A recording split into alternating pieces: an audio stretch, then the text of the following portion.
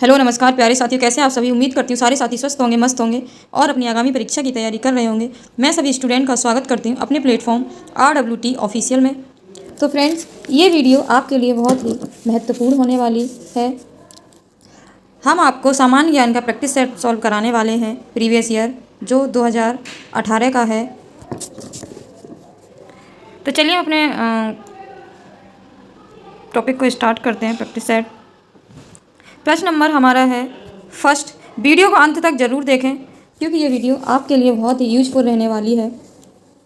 तो चलिए हम धीरे धीरे सॉल्व करते हैं वन बाय वन। प्रश्न है हमारा, जुलाई 2018 में अमरनाथ मंदिर की तीर्थ यात्रा करने वाले यात्रियों की सहायता के लिए CRPF द्वारा शुरू किए गए मोबाइल सहायता केंद्र का नाम क्या था। तो ये अमरनाथ यात्रा पर जाने वाले श्रद्धालुओं को मौसम से संबंधित मौसम से संबंधित सूचनाएं तथा स्वास्थ्य संबंधी सूचनाएं, इसके लिए ये चलाया गया था साथी मोबाइल। इसमें क्या था कि जो भी हमारे श्रद्धालु थे जो वहाँ जाते थे तो उनके लिए वहाँ पे जैसे मौसम संबंधी सूचनाएं और सहायता प्रदान करना तथा स्वास्थ्य संबंधी सुविधाओं को प्रदान करने के उद्देश्य से केंद्रीय रिजर्व पुलिस बल द्वारा केंद्रीय रिजर्व बल पुलिस द्वारा मोबाइल सहायता केंद्र साथी की शुरुआत की गई थी। मोबाइल सहायता केंद्र साथी की शुरुआत की गई थी। ये शुरुआत 9 जुलाई 2018 को की गई थी। यह जम्मू में भगवती नगर आधार, कहाँ पे, जम्मू में भगवती नगर आधार शिविर के बाहर यात्रियों को सहायता एवं जानकारी प्रदान करेगा। नेक्स्ट प्रश्न है, तो इसका जो राइट आंसर था वो बी था। नेक्स्ट प्रश्न है हमारा सेकंड। अगले 7 वर्षों के लिए निम्नलिखित देशों में से किसके साथ भारत में अक्टूबर 2016 में अपनी व्यापार संधि नवीनीकृत कर दी गई। नवीनीकृत कर दिया। तो भारत और नेपाल किसके साथ, भारत और नेपाल द्वारा दोनों देशों की सीमा द्वारा होने वाले अनाधिकृत व्यापार, इन पर अंकुश लगाने के उद्देश्य से अपनी व्यापार संधि को नवीनीकृत कर दिया गया था। और यह संधि जो है वो 7 वर्षों तक लागू रहेगी। ये संधि कितने वर्षों तक, 7 वर्ष तक ये संधि लागू रहेगी। तो इसका जो राइट आंसर है वो नेपाल है। इस साथ में भारत, अगर नेपाल भारत दोनों ही आएंगे इसमें। नेक्स्ट प्रश्न है हमारा, प्रश्न नंबर है थर्ड। चलिए बच्चों प्रश्न को पढ़ते हैं। एशियाई खेल 2018 में पदक तालिका में शीर्ष पर रहने वाले चीन के कितने स्वर्ण पदक जीते थे। तो चीन ने एशियाई खेल 2018 में चीन ने 132 स्वर्ण पदक जीते थे, जिसमें भारत के कुल स्वर्ण पदक कितने थे, 15। भारत के कितने थे, कुल 15 स्वर्ण पदक थे।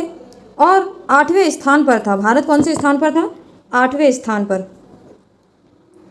और जो इस बार एशियाई खेल का आयोजन इंडोनेशिया के जकार्ता एवं पालेमबांग शहर में हुआ था। और इस एशियाई खेल का जो आयोजन किया गया था वो इंडोनेशिया में किया गया था। इंडोनेशिया के जकार्ता एवं पालेमबांग शहर में हुआ था। और 19वां, ये 18वां था। तो 19वां एशियाई खेल का जो आयोजन किया गया था वो 2022 में किया गया था। मतलब 2022 में चीन और हांगकांग में ये आयोजित होना था, कि हो नहीं पाया था क्योंकि ये बस घोषणा ही की गई थी, आयोजित होना था। लेकिन क्या हुआ, उसी समय बच्चों कोविड-19 आ गया। कोविड-19 आपदा आने के कारण इसे स्थगित करते हुए कब, 2023 में, फिर इसे 2023 में आयोजित किया गया। ये 23 सितंबर से लेके 8 अक्टूबर, 23 सितंबर से 8 अक्टूबर के मध्य ये आयोजित किया गया था। इच्छा करती हूँ कि आपको समझ आया होगा। अगर आपको समझ ना आए तो आप दोबारा से इसको एक बार देखने के बाद दोबारा से आगे पीछे वीडियो करके देख सकते हैं। बच्चों, अगर आपको हमारे ये पढ़ाई हुआ कंटेंट अगर आपको समझ आता है तो चैनल को सब्सक्राइब ज़रूर करें, जिससे हमारी न्यू आने वाली वीडियो का नोटिफिकेशन सबसे पहले आपको मिले। और हम आपको ऐसे ही लगातार कुछ ना कुछ शिक्षा इसी चैनल के माध्यम से बताते रहेंगे, पढ़ा देंगे इससे हम। नेक्स्ट प्रश्न है हमारा चौथा। अंतर्राष्ट्रीय न्यायालय किस देश में स्थित है। तो अंतर्राष्ट्रीय न्यायालय नीदरलैंड के हेग शहर में अवस्थित है। कहाँ? नीदरलैंड के हेग शहर में ये अवस्थित है। और ये है अंतर्राष्ट्रीय न्यायालय जो है वो किसका मुख्य अंग है? तो ये संयुक्त राष्ट्र का मुख्य अंग है। किसका? संयुक्त राष्ट्र का ये मुख्य अंग है। और यह जून 1945 कब? जून 1945 में संयुक्त राष्ट्र के चार्टर द्वारा स्थापित किया गया था। ये जून 1945 में संयुक्त राष्ट्र के चार्टर के द्वारा ये स्थापित किया गया था अंतर्राष्ट्रीय न्यायालय, जो नीदरलैंड में है। तो इसका जो राइट आंसर है वो ए है। नेक्स्ट प्रश्न है बच्चों, प्रश्न है हमारा 5वां स्क्रीन पर। चलिए बच्चों प्रश्न को पढ़ते हैं। पेड़ पौधों में निषेचन के बाद अंडाशय परिवर्तित होता है। तो पेड़ पौधे में निषेचन के बाद अंडाशय है वो किस में परिवर्तित हो जाता है? फल में। किस में? फल में परिवर्तित हो जाता है। तो इसका जो राइट आंसर है बच्चों वो डी है। नेक्स्ट प्रश्न पे चलते हैं। तो हम ये समय ज़्यादा ना लेते हुए हम आपको ये प्रश्न जल्दी सारे 38 क्वेश्चन है वही यूट्यूब और यूपी पुलिस में 38 ही क्वेश्चन आते हैं जीके जीएस के पोर्शन में, सामान्य ज्ञान के पोर्शन से। चलिए 6 प्रश्न है। क्षतिग्रस्त CFL और फ्लोरोसेंट ट्यूबों का निपटान सुरक्षित रूप से किया जाना चाहिए क्योंकि इसमें पारे की वाष्प होती है। क्षतिग्रस्त CFL निपटान सुरक्षित रूप से क्यों किया जाना चाहिए? क्योंकि इसमें क्या होता है? पारे की वाष्प होती है जो स्वभाव में जहरीली होती है। ये पारे की जो गैस होती है कैसी होती है? जहरीली होती है। द्रव अवस्था और उच्च घनत्व एवं न्यूटन वाष्प दाब के कारण पारा का जो उपयोग है, और पारे का उपयोग किस किस में किया जाता है? तो पारे का उपयोग थर्मामीटर, किसमें? थर्मामीटर, बैरोमीटर, जितने भी हमारे मापक यंत्र होते हैं, थर्मामीटर जो फीवर नापते हैं, बुखार को, बैरोमीटर हवा वायु दाब को मापते हैं, और मैनोमीटर किस किस में पारा भरा होता है? तो मैनोमीटर CFL तथा फ्लोरोसेंट ट्यूबों आदि में किया जाता है इसका उपयोग। पारा क्या है? वाष्प स्वभाव से ये जहरीला होता है। अभी मैंने आपको बताया कि पारा जो है अपने वाष्प के स्वभाव से ये कैसा होता है? ये जहरीला होता है। चलिए नेक्स्ट प्रश्न पे चलते हैं। प्रश्न है हमारा 7वां। बच्चों प्रश्न को पढ़ते हैं। पौधे में पानी और पोषक तत्वों के परिवहन के लिए संवहनी ऊतक को क्या कहा जाता है? तो संवहनी, तो जाइलम और फ्लोएम, इसमें क्या है? जाइलम और फ्लोएम एक संवहनी ऊतक है। जाइलम और फ्लोएम क्या है? एक संवहनी ऊतक है। जाइलम पौधों में क्या करता है? ये पौधों में पानी और पोषक तत्व क्या प्रदान करता है? पौधों में पानी और पोषक। ये जाइलम के द्वारा पौधे में क्या जाता है? पानी और पोषक तत्व। और फ्लोएम के द्वारा पौधे की जो पत्तियों में प्रकाश संश्लेषण होता है। फ्लोएम का कार्य क्या होता है? जो पौधे में प्रकाश संश्लेषण की क्रिया होती है, क्रिया के द्वारा बने भोजन को, प्रकाश संश्लेषण की क्रिया के द्वारा बने भोजन को पौधों के अन्य भाग तक पहुंचाता है। यानी प्रकाश संश्लेषण, पत्तियों के द्वारा जो प्रकाश संश्लेषण होता है उससे क्या है? ये फ्लोएम वो भोजन को पेड़ पौधे के अन्य भागों तक पहुंचाता है, जैसे टहनी, जड़, इन सब तक पहुंचाता है। तो फ्लोएम का ये कार्य हो गया। तो आपको समझ आया होगा बच्चों। नेक्स्ट प्रश्न है। निम्नलिखित विकल्पों में से पुनरुत्पादक बीज उत्पादन पौधे का नाम चुनें। यानी निम्नलिखित ये 4 विकल्प दिए गए हैं, इसमें से हमें किसको चुनना है? स्पोर प्रोड्यूसिंग, किसको चुनना? पुनरुत्पादक को क्या कहते हैं? स्पोर प्रोड्यूसिंग, ये इसको कहते हैं। तो स्पोर प्रोड्यूसिंग उत्पादन पौधे ब्रेड मोल्ड, किसका? ब्रेड मोल्ड है। क्या है ये उत्पादन पौधा? ब्रेड मोल्ड है। अनुकूल परिस्थिति में बीजाणु अंकुरित हो जाते हैं। जो अनुकूल परिस्थिति में जो बीजाणु अंकुरित हो जाते हैं और नए जीव में विकसित हो जाते हैं, जैसे मांस एवं फर्न जैसे पादप में भी जनन बीजाणुओं द्वारा होता है। इसमें क्या मांस और इसमें क्या और भी होता है, जो जैसे मांस और फर्न और जैसे जो भी होते हैं वो पादप में भी जनन जीवाणु द्वारा होता है। तो इसका जो राइट आंसर है वो है बी। नेक्स्ट प्रश्न है बच्चों, प्रश्न है हमारा प्रश्न संख्या 9। प्रश्न को पढ़ते हैं बच्चों। किसी भी प्राकृतिक कच्चे माल यानी कि पौधे या जानवर से, कच्चे माल कैसे, या पौधे से या जानवर से, कच्चे माल के बिना बनाया गया एक मानव निर्मित फाइबर, यह कोयले, पानी और हवा से तैयार किया गया था। यह पहला पूर्ण सिंथेटिक फाइबर था। तो ये क्या है, क्या है वो? तो ऑप्शन नंबर हमारा बी एकदम करेक्ट है, नायलॉन। नायलॉन किसी भी प्राकृतिक कच्चे माल के बिना बनाया गया एक मानव निर्मित फाइबर है, यानी कि ये बिना किसी कच्चे माल के बिना बनाया गया, ये मानव के द्वारा बनाया गया है, नायलॉन है। एक मानव निर्मित फाइबर है। क्या है ये? मानव निर्मित फाइबर है। इसे पानी, हवा तथा कोयले से तैयार किया गया था। किससे? पानी, हवा और कोयले से इसे तैयार किया गया था। यह प्रकृति में मजबूत, लोचदार तथा हल्का होता है। और यह कैसा होता है? प्रकृति में मजबूत और लोचदार होता है। हमारा नेक्स्ट प्रश्न है प्रश्न नंबर 10। विश्व हिंदी दिवस कब मनाया जाता है? तो 10 जनवरी को हम विश्व हिंदी दिवस हर वर्ष मनाते हैं। वर्ष 2006 से कब से मनाते हैं? वर्ष 2006 से हम हर साल 10 जनवरी को विश्व हिंदी दिवस मनाते हैं। और 10 से 12 जनवरी 1975 को नागपुर में पहला विश्व हिंदी सम्मेलन आयोजित किया गया था। जो पहला विश्व हिंदी सम्मेलन हुआ था वो कहाँ हुआ था? नागपुर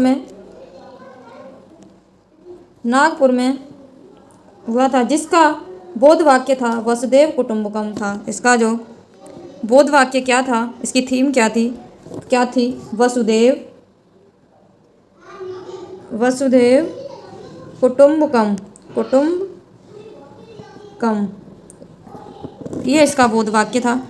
नेक्स्ट प्रश्न है बच्चों, प्रश्न संख्या है हमारी 11। इसमें खाली स्थान की पूर्ति करनी है। ने अधिग्रहित चरित्र की विरासत सिद्धांत को प्रतिपादित किया था।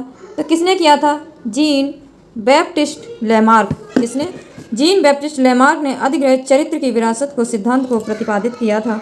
तो जो इसका राइट आंसर है वो है ए, जीन बैप्टिस्ट मतलब लेमार्क ने 1809 ईस्वी में जैव विकास के संबंध में, इन्होंने किससे? जैव विकास के संबंध में अधिग्रहित चरित्र की विरासत के सिद्धांत को इन्होंने क्या किया था? इन्होंने प्रतिपादित किया था। लेमार्क ने अपनी थ्योरी में कहा, शरीर के वो हिस्से जिनका प्रयोग ज़्यादा होता है, यानी कि इन्होंने क्या कहा था? शरीर के वो हिस्से जिनका प्रयोग सबसे ज़्यादा होता है, धीरे धीरे ज़्यादा विकसित होते जाने से क्या था? और यह सिलसिला पीढ़ी दर पीढ़ी जब चलता रहा तो साथ ही जिन अंगों का प्रयोग नहीं होता था वह धीरे धीरे छोटे रह गए। तो इन्होंने बताया जिनका प्रयोग कम होता था वो धीरे धीरे छोटे रह गए, और जिनका प्रयोग ज़्यादा होता था वो धीरे धीरे कैसे हो गए? वो बड़े हो गए। और कई पीढ़ियों के बाद उन अंगों के केवल निशान रह जाते हैं। उसके बाद क्या? कई पीढ़ियों के बाद जब वो धीरे धीरे छोटे रह जाते हैं तो वो उनके निशान सिर्फ रह जाते हैं, एक दिन वो ख़त्म हो ही जाते हैं। नेक्स्ट प्रश्न है बच्चों, प्रश्न संख्या है हमारी 12। Rebooting India, realising a billion aspirations नामक पुस्तक के लेखक कौन हैं? तो रीबूटिंग इंडिया एवं रियलाइजिंग ए बिलियन इंस्पिरेशन नामक पुस्तक के जो लेखक हैं वो हैं नंदन नीलेकणी। और कौन है? विरल शाह। कौन है? और विरल शाह। तो बच्चों मैंने आपको एक में बुक्स एंड ऑथर सारे करा दिए हैं। आप वहाँ मेरे प्लेलिस्ट में जाके आप देख सकते हैं, इसी चैनल पे बुक्स एंड ऑथर मैंने आपको उसमें most important books and author सारे करा दिए हैं। तो आप एक वीडियो से ही सारे बुक्स एंड ऑथर याद कर सकते हैं, उससे ज़्यादा कुछ नहीं पूछा जाएगा। नेक्स्ट प्रश्न है प्रश्न नंबर 13। चलिए बच्चों प्रश्न पढ़ते हैं। पूर्ण रूप से जीएसटी की सिफारिश किसके द्वारा की गई थी? तो पूर्ण रूप से जीएसटी की सिफारिश है वो जीएसटी परिषद, किसके द्वारा? जीएसटी परिषद द्वारा की गई थी, गुड्स एंड सर्विस टैक्स।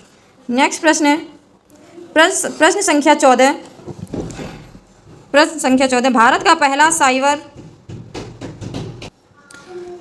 चलिए बच्चे प्रश्न पढ़ते हैं। भारत का पहला साइबर पुलिस स्टेशन कहाँ स्थापित किया गया था? तो पहला साइबर पुलिस स्टेशन बेंगलुरु, कहाँ? बेंगलुरु में स्थापित किया गया। कब? 30 अगस्त, ये 30 अगस्त 2001 में, 30 अगस्त 2001 को भारत का जो पहला साइबर पुलिस स्टेशन कहाँ पे? बेंगलुरु में। इसका राइट आंसर है सी। नेक्स्ट प्रश्न है बच्चों प्रश्न संख्या 15। चलिए अपने हम क्वेश्चन को पढ़ते हैं। एशियाई खेल 2018 में महिला 3000 मीटर बाल दौड़ प्रतियोगिता में रजत पदक विजेता सुधा सिंह उत्तर प्रदेश के किस जिले से संबंधित हैं? तो वो उत्तर प्रदेश के रायबरेली जिले से संबंधित हैं। नेक्स्ट प्रश्न है बच्चों प्रश्न संख्या 16। तो चलिए बच्चों प्रश्न पढ़ते हैं। कब संयुक्त प्रांत का नाम बदलकर उत्तर प्रदेश किया गया? तो 24 जनवरी 1950 को संयुक्त प्रांत 24 जनवरी 1950 संयुक्त प्रांत का नाम बदलकर क्या रखा गया? उत्तर प्रदेश किया गया। और 1877 ईस्वी में उत्तर पश्चिम प्रांत का जो नाम बदलकर क्या रखा गया? तो उत्तर पश्चिम प्रांत का नाम बदलकर उत्तर पश्चिमी प्रांत व अवध रखा गया। फिर आगे चलकर वर्ष 1902 में इसका नाम क्या रख दिया गया? संयुक्त प्रांत आगरा क्या रखा? संयुक्त प्रांत आगरा रखा।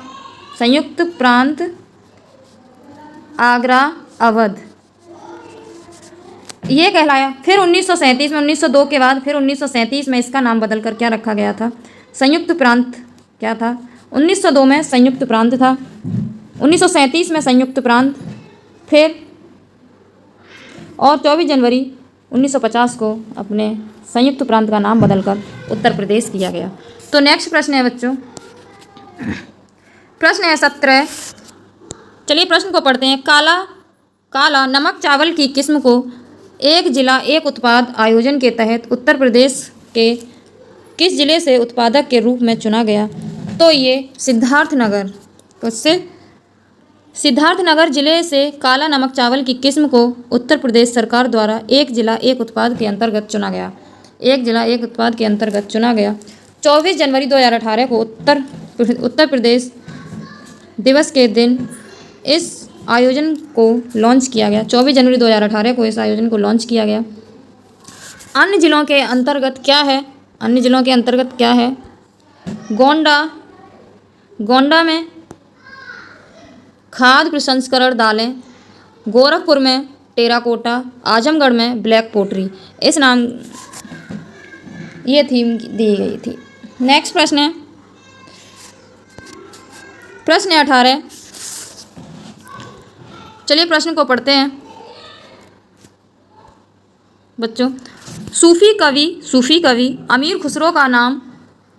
खुसरो का जन्म उत्तर प्रदेश के किस जिले में हुआ था? तो सूफी कवि अमीर खुसरो का जो जन्म हुआ था वो उत्तर प्रदेश के जिले एटा में हुआ था। अमीर खुसरो का जन्म उत्तर प्रदेश के तत्कालीन एटा जो वर्तमान में कासगंज जिले में हुआ था। कासगंज जिले में हुआ था। इन्होंने दिल्ली के 7 सुल्तानों का शासनकाल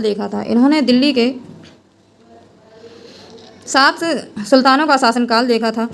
भारत में तूती ए हिंद की उपाधि इनको किसकी उपाधि मिली थी? अमीर खुसरो को तूती ए हिंद की इनको उपाधि मिली थी। हमारा नेक्स्ट प्रश्न है बच्चों प्रश्न संख्या 19। चलिए प्रश्न को पढ़ते हैं। बहू बेगम का मकबरा उत्तर प्रदेश के किस जिले में स्थित है? तो बहू बेगम का मकबरा नवाब शुजाउद्दौला ने अपनी पत्नी की याद में उत्तर प्रदेश के फैजाबाद जिले में बनवाया था। उत्तर प्रदेश के शुजाउद्दौला ने अपनी पत्नी या अपनी बेगम के नाम से कि उनकी याद में इन्होंने ये उत्तर प्रदेश के फैजाबाद ज़िले में बनवाया था। यह मुग़ल स्थापत्य कला का सर्वश्रेष्ठ उदाहरण है और ये मुग़ल संस्था का ये सर्वश्रेष्ठ एक उदाहरण है। नेक्स्ट प्रश्न है प्रश्न संख्या 20। तो बच्चों प्रश्न को पढ़ते हैं। निम्नलिखित में से किस प्रसिद्ध भारतीय शास्त्रीय गायिका को उसके शिष्यों द्वारा प्यार से अप्पा जी बुलाया जाता है? तो किसके शिष्यों के द्वारा कौन से ऐसे गायक शास्त्रीय हैं भारत के? वो हैं गिरिजा देवी प्रसाद। कौन है? गिरिजा देवी प्रसाद। और ये कहाँ से? बनारस घराने से संबंधित है। ये कहाँ से गिरिजा देवी है? बनारस के घराने से संबंधित हैं। 1972 में इन्हें पद्मश्री और 1989 में इन्हें पद्मश्री और 1989 में इन्हें पद्म विभूषण से नवाजा गया। वर्ष 2016 में पद्म विभूषण से सम्मानित किया गया और वर्ष 2016 में भी इन्हें पद्म विभूषण से सम्मानित किया गया। तो नेक्स्ट प्रश्न है बच्चों हमारा 21 है प्रश्न संख्या। चलिए प्रश्न को पढ़ते हैं बच्चों। उत्तर प्रदेश के वर्तमान मुख्यमंत्री योगी आदित्यनाथ संप्रदाय से संबंधित हैं। तो ये किस संप्रदाय से ये संबंधित हैं? ये नाथ। किससे? उत्तर प्रदेश के जो वर्तमान मुख्यमंत्री योगी आदित्यनाथ नाथ संप्रदाय से संबंधित हैं। नाथ संप्रदाय उत्तर पश्चिम भारत का एक धार्मिक पंथ है और ये उत्तर पश्चिम भारत का ये कैसा है? ये एक धार्मिक पंथ है। इसने आराध्य और इनके जो आराध्य हैं वो कौन हैं? शिव हैं। इनके आराध्य शिव हैं। इस संप्रदाय के जो संस्थापक थे मत्स्येंद्र नाथ थे। कौन थे? मत्स्येंद्र नाथ थे। नेक्स्ट प्रश्न है हमारा 22। बच्चों प्रश्न को पढ़ते हैं। उत्तर प्रदेश के निम्नलिखित जिलों में से किसकी सीमा नेपाल के साथ लगती है? तो उत्तर प्रदेश के जिलों में से किसकी नेपाल से सीमा किसकी लगती है? तो महाराजगंज किसकी लगती है? इसमें ऑप्शन बी सही है। उत्तर प्रदेश का पीलीभीत, लखीमपुर खीरी, बहराइच, श्रावस्ती, सिद्धार्थनगर और बलरामपुर और महाराजगंज ये इतने सारे, पीलीभीत हो गया, लखीमपुर खीरी हो गया, तो महाराज इस और भी नाम हैं जो मैंने अभी आपको बोल भी दिए, लिख के बता देती हूँ कौन कौन से शहर हैं जो नेपाल के साथ से सीमा बनाते हैं। तो पीलीभीत हो गया और लखीमपुर खीरी।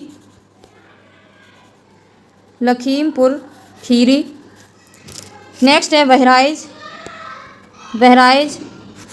और श्रावस्ती, सिद्धार्थनगर, बलरामपुर, ये सारे नेपाल से सीमा करते हैं।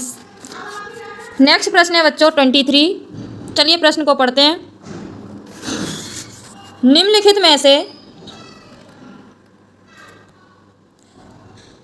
में से कौन से सिख गुरु ने 1699 ईस्वी में खालसा पंथ की स्थापना की थी? खालसा पंथ निष्ठावान समुदाय है जिसमें अपने विश्वास के दृश्य प्रतीकों को पहनते हैं और योद्धाओं की तरह प्रशिक्षित हुआ है। तो वो कौन है? श्री गुरु गोविंद सिंह। कौन है? सिख गुरु कौन थे वो? श्री गुरु गोविंद सिंह। सिख परंपरा के 10वें जो गुरु थे वो श्री गुरु गोविंद सिंह द्वारा 1699 ईस्वी में खालसा पंथ की स्थापना की गई थी। सिखों के गुरु थे ये। नेक्स्ट प्रश्न है प्रश्न संख्या है 24।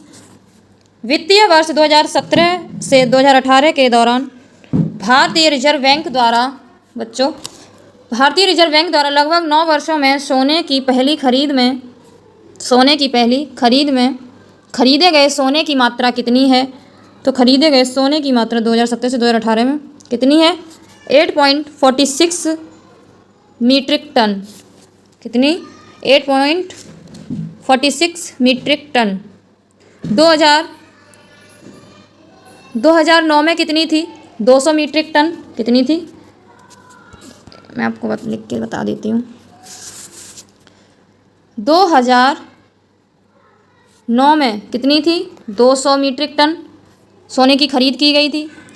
फरवरी 2022 में आंकड़े के अनुसार भारतीय रिजर्व बैंकों ने अंतर्राष्ट्रीय मुद्रा कोष से वर्ष 2021 में कुल जो इनकी खरीद हुई थी वो 77.5 मीट्रिक टन स्वर्ण खरीद हुई थी 2021 में। नेक्स्ट प्रश्न है बच्चों, प्रश्न संख्या है 25। किस सिख गुरु ने सिख विवाह समारोह की शुरुआत आनंद कारज के नाम से की थी? तो वो हैं श्री गुरु अमरदास। कौन है? आनंद कारज एक सिख विवाह समारोह है। आनंद कारज क्या है? ये सिख विवाह समारोह है। आनंद कारज का जो साधारण अर्थ है वो आनंदमय संघ होता है, और इसका अर्थ क्या होता है? आनंदमय संघ होता है। इसकी शुरुआत गुरु अमरदास द्वारा की गई थी। किसकी? इसकी जो शुरुआत की गई थी वो गुरु अमरदास द्वारा की गई थी। इस समारोह के अंत में होने वाला समारोह जिसे हम चार लावन कहा जाता है, अंत में क्या होता है उसको क्या कहते हैं? चार लावन। चार लावन की शुरुआत रामदास द्वारा की गई थी, और चार लावन की शुरुआत किसके द्वारा की गई थी? श्री गुरु रामदास के द्वारा। नेक्स्ट प्रश्न है बच्चों 26। सांख्यिकी और कार्यक्रम कार्यान्वयन मंत्रालय द्वारा 2016-17 के लिए दिए गए बागवानी आंकड़ों के अनुसार सबसे बड़ा फल उत्पादक भारतीय राज्य कौन सा है? तो सबसे बड़ा फल उत्पादक जो भारतीय राज्य है वो है आंध्र प्रदेश। क्या है? आंध्र प्रदेश। कृषि एवं किसान कल्याण विभाग द्वारा 2021 और 2022 के संदर्भ में जारी आंकड़ों के अनुसार कुल जो फल उत्पादक शीर्ष 3 राज्य हैं, तो फर्स्ट नंबर पे है आंध्र प्रदेश, और दूसरे नंबर पे है महाराष्ट्र, और तीसरे नंबर पे है उत्तर प्रदेश। फर्स्ट पे आंध्र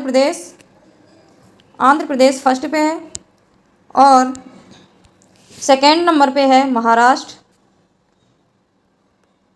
और थर्ड नंबर पे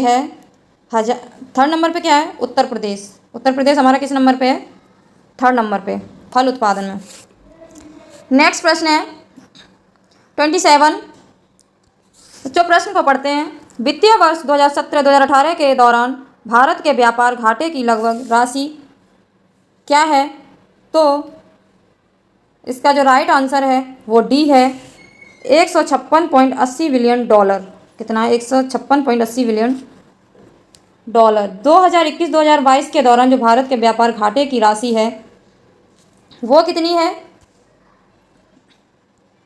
तो वो 2021 और 2022 के घाटे की है वो 14,65,65 मिलियन। ये 2021 और 2022 के आंकड़े की भारत के व्यापार घाटे की ये राशि है। तो इसका जो राइट आंसर है वो डी है। चलिए नेक्स्ट प्रश्न पे चलते हैं बच्चों। प्रश्न संख्या है 28। निम्नलिखित में से हमें कौन सा कथन सही है? इसमें से हमें सही कथन को चुनना है। तो 1975 में आपातकाल के समय गुलजारी लाल नंदा भारत के प्रधानमंत्री थे? तो ये तो नहीं थे। 1975 से 1977 तक 21 माह की जो अवधि में भारत के आपातकाल की घोषित किया गया था, तत्कालीन जो राष्ट्रपति थे वो कौन थे? फ़खरुद्दीन अली अहमद थे। कौन थे? फ़खरुद्दीन अली अहमद थे इसके राष्ट्रपति, और इसके जो प्रधानमंत्री थी वो इंदिरा गांधी। कौन थी? इंदिरा गांधी। तो ये तो रॉन्ग हो गया। 1975 में आपातकालीन के समय इंदिरा गांधी भारत की प्रधानमंत्री थी। 1975 में कौन थी भारत की प्रधानमंत्री? इंदिरा गांधी। तो इसका राइट आंसर बी है। चलिए नेक्स्ट प्रश्न पे चलते हैं बच्चों। प्रश्न है हमारा 29। निम्नलिखित में से कौन सा सही मिलान है? हमें इसमें सही मिलान देखना है। तो अनुच्छेद 19A वो भाषण और अभिव्यक्ति की स्वतंत्रता का अधिकार है। किसकी? भाषण और संघ बनाने का अधिकार। ये सही है, ऑप्शन सी। और जो अनुच्छेद 19 सी जो है वो संघ बनाने का अधिकार है। संघ बनाने का अधिकार ई में नहीं सी में है। अनुच्छेद सी। अनुच्छेद 19 एफ में किसी पेशे का अभ्यास कराने, किसी 19 एफ में क्या है, पेशे का अभ्यास करने का अधिकार। और 19 बी में क्या है, शांतिपूर्वक किसी पेशे का, इसमें नहीं है, वो किस में है, एफ में, 19 एफ में है। ये गलत, ये गलत और ये राइट है। शांतिपूर्वक और हथियारों के बिना इकट्ठा होने का अधिकार वो किस में है, अनुच्छेद 19 बी में है। अनुच्छेद 19 बी। आप ये इसका सही है, जी में नहीं है, गलत। तो अनुच्छेद 19 सी संघ बनाने का अधिकार, अनुच्छेद 19 एफ पेशे का अभ्यास कराने का अधिकार, अनुच्छेद 19 ए भाषण और अभिव्यक्ति की स्वतंत्रता का अधिकार, एकदम करेक्ट है। अनुच्छेद 19 बी शांतिपूर्वक हथियारों के बिना इकट्ठा होने का अधिकार है। तो मैंने आप चारों ऑप्शन के बारे में आपको बता दिया है। इसका जो राइट आंसर है वो एकदम वो सी है। चलिए नेक्स्ट प्रश्न पे चलते हैं बच्चों। प्रश्न है 31। भारत के केंद्रीय रेल मंत्री को प्रधानमंत्री और राष्ट्रपति की सलाह पर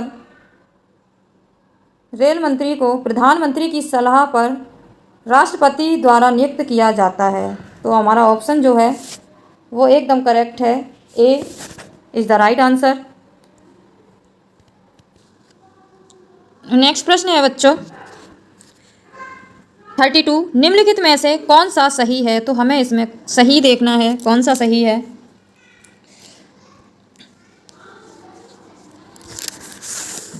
सही आंसर डॉक्टर जाकिर हुसैन भारत के पहले मुस्लिम राष्ट्रपति थे। तो ये तो सही है, जाकिर हुसैन भारत के पहले मुस्लिम राष्ट्रपति थे। इनका कार्यकाल था वो 13 मई 1967 से लेके 3 मई 1969 तक रहा था। इनका जो कार्यकाल था वो 1967 से लेकर कब तक रहा, 1969 तक रहा था। वर्तमान में 25 जुलाई 2017 को भारत के जो राष्ट्रपति हैं वो रामनाथ कोविंद हैं। कौन है? रामनाथ कोविंद। नेक्स्ट प्रश्न है 33 नंबर। निम्नलिखित में से कौन सी जॉर्डन की राजधानी है? तो मैंने आपको सारी जॉर्डन की राजधानी, मैंने आपको सभी राज्य की राजधानी और भारत की राजधानी की क्लास ले लिए मैंने। आप हमारे चैनल पे जाके देख सकते हैं, विश्व की राजधानी और भारत की राजधानी। तो जॉर्डन की राजधानी कहाँ है? अम्मान। कहाँ है? अम्मान। जॉर्डन का सबसे अधिक आबादी वाला शहर है। जॉर्डन क्या है? वो सबसे अधिक आबादी वाला शहर है। अम्मान जॉर्डन का आर्थिक, राजनीतिक और सांस्कृतिक केंद्र है। नेक्स्ट प्रश्न है 34। निम्नलिखित में से कौन सी मंगोलिया की मुद्रा है? तो मंगोलिया की मुद्रा क्या है? तोगरोग। क्या है? तोगरोग या तुगरिग। तुगरिग भी बोलते हैं इसे, क्या बोलते हैं? तुगरिग। ये आधिकारिक मुद्रा है। और मंगोलिया की जो राजधानी है वो उलान बटोर है। क्या है इसकी राजधानी? उलान बटोर। मंगोलिया की राजधानी उलान बटोर। नेक्स्ट प्रश्न है 35। बच्चों प्रश्न को पढ़ते। एशिया में तीसरा सबसे अधिक आबादी वाला देश कौन सा है? तो एशिया का तीसरा सबसे अधिक आबादी वाला जो देश है वो है चीन।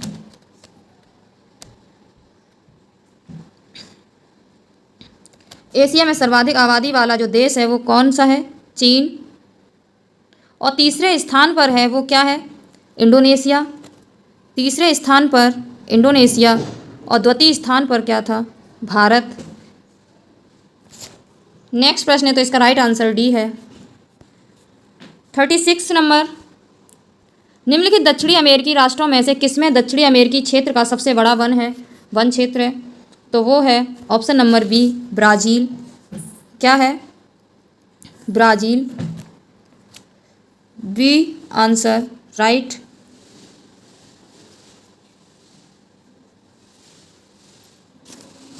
नेक्स्ट प्रश्न है 37।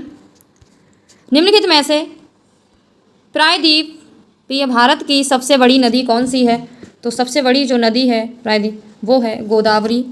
गोदावरी प्रायद्वीप भारत की सबसे लंबी नदी है, 1465 किलोमीटर। यह नदी महाराष्ट्र में नासिक के त्र्यंबकेश्वर से निकलती है और दक्षिण मध्य भारत को पार कर दक्षिण पूर्व की ओर बहती हुई बंगाल की खाड़ी में मिल जाती है। और ये दक्षिण पूर्व की ओर से बहती हुई बंगाल की खाड़ी में मिल जाती है। नेक्स्ट प्रश्न है 38 एंड हमारा लास्ट प्रश्न है ये। संयुक्त राष्ट्र द्वारा मानवाधिकारों की सार्वभौमिक घोषणा को चिन्हित करने के लिए हर वर्ष किस तिथि को अंतर्राष्ट्रीय मानवाधिकार दिवस मनाया जाता है? तो वो मनाया जाता है ऑप्शन नंबर हमारा डी एकदम करेक्ट, यानी 10 दिसंबर को अंतर्राष्ट्रीय मानवाधिकार दिवस मनाया जाता है। संयुक्त राष्ट्र द्वारा मानवाधिकार की घोषणा 10 दिसंबर 1948 कब की गई? 1948 को की गई थी। संयुक्त राष्ट्र द्वारा मानवाधिकार की सार्वभौमिक घोषणा की जो चिन्हित करने के लिए कौन सा दिन है? वो 10 दिसंबर।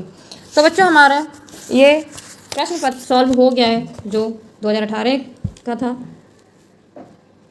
आशा करती हूँ आपको समझ में आया होगा। और अगर हमारी आपको ये वीडियो पसंद आए तो चैनल को सब्सक्राइब और वीडियो को लाइक शेयर कमेंट ज़रूर करें, जिससे हमारी न्यू आने वाली वीडियो का नोटिफिकेशन सबसे पहले आपको मिले। Best of luck. Thank you.